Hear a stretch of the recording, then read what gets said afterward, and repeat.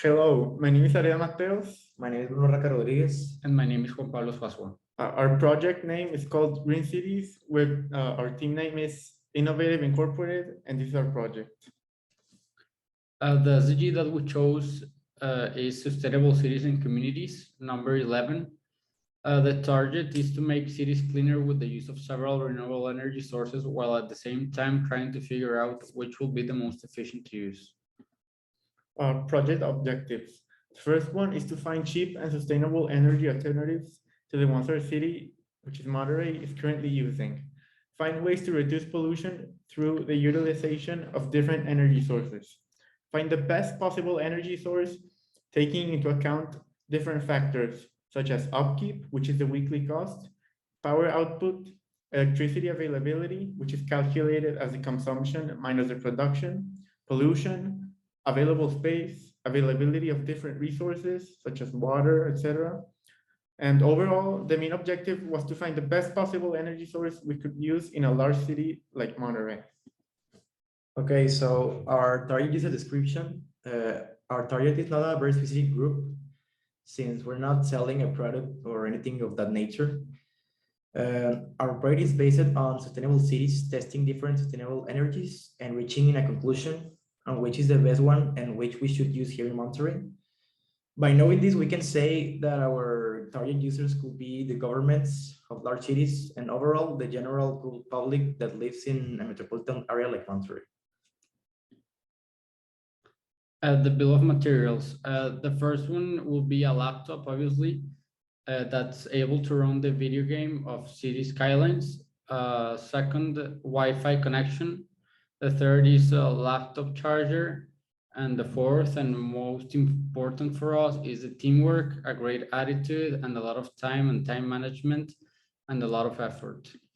Okay, so the prototype was a very large city that we built ourselves throughout the entire semester.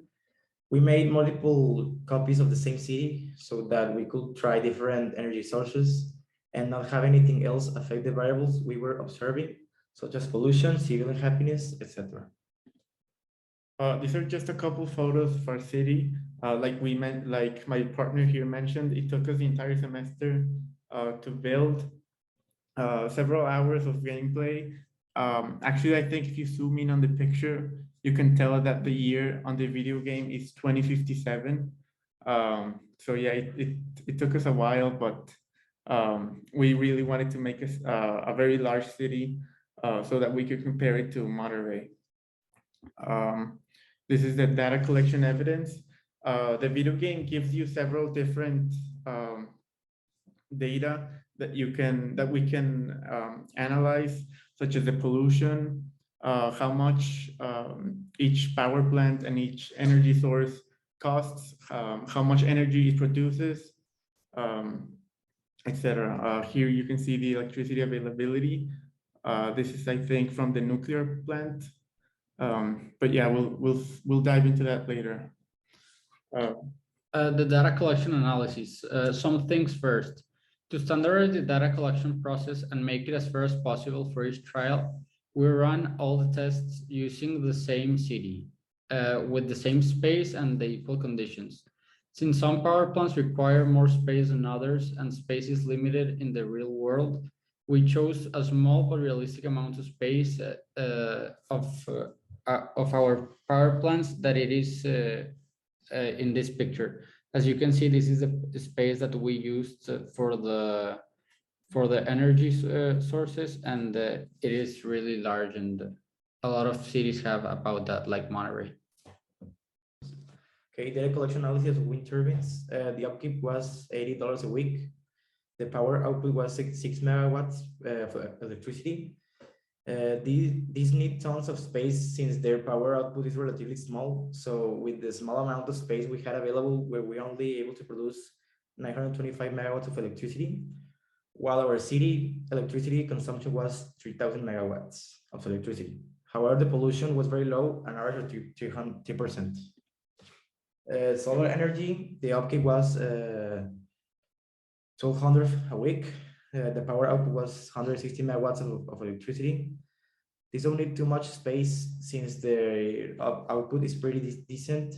We were able to produce 3,703 megawatts of electricity, completely being able to supply our city's demands of 3,000 megawatts. Pollution was also very low with an average of 3%. Geothermal energy. The upkeep for geothermal energy plants was $1,040 a week. Their power output per unit was 80 megawatts of electricity. These, much like the wind turbines, need a lot of space since these can't be placed too close to each other.